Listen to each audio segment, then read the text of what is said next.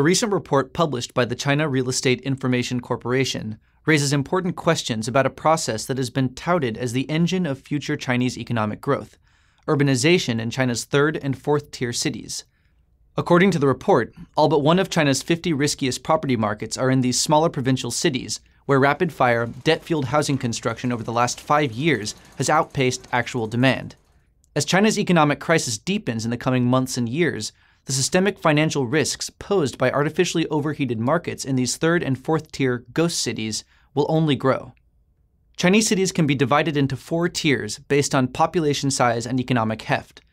Over the last 2 decades, first-tier coastal cities like Beijing, Shanghai, and Shenzhen, along with second-tier cities such as Chongqing, Chengdu, and Wuhan, have served as key drivers of Chinese urban and economic development. Today, these cities boast mature property markets underpinned by relatively strong demand from ordinary homebuyers. They are still the heart of the Chinese economy, but are increasingly less capable of absorbing new workers and thus driving future urbanization. That task has fallen to China's lesser-known provincial cities like Wuxi, Changzhou, and Inkou. Over the next decade, the Chinese central government plans to transfer, by government fiat when necessary, up to 250 million rural Chinese into these cities in an effort to ramp up economic activity and domestic consumption. Beijing's hope is that as more farmers enter cities, rising internal Chinese demand for Chinese-made goods like cars and household appliances will reduce China's reliance on consumers in Europe and the United States. The basic reasoning behind this second great urbanization push is sound. While many parts of coastal China are now highly urban, with official urbanization rates well over 50%, much of inland China remains rural and underdeveloped.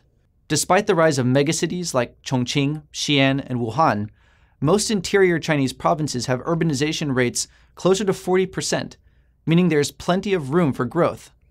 If not for the premier cities, then for their smaller coastal and inland counterparts. Much of the investment into third and fourth-tier cities over the last 5 years has proceeded on the assumption that natural room for growth, combined with Beijing's policy of expanding urbanization, would ultimately justify rapid development now. In theory, it will. But the problem is that urbanization, especially healthy urbanization that leads to sustainable consumer markets, is a gradual process. It took Shanghai and Beijing decades to develop the strong consumer markets they now boast. Unless and until those markets develop in smaller cities, property markets there will remain extremely risky. They will be shaped far less by real demand from homebuyers moving in than by speculation and debt-fueled local governments' need to keep construction activity high. In the near term, the imbalance between real demand and speculative investment creates a potent, painful brew in the form of China's army of inland ghost cities.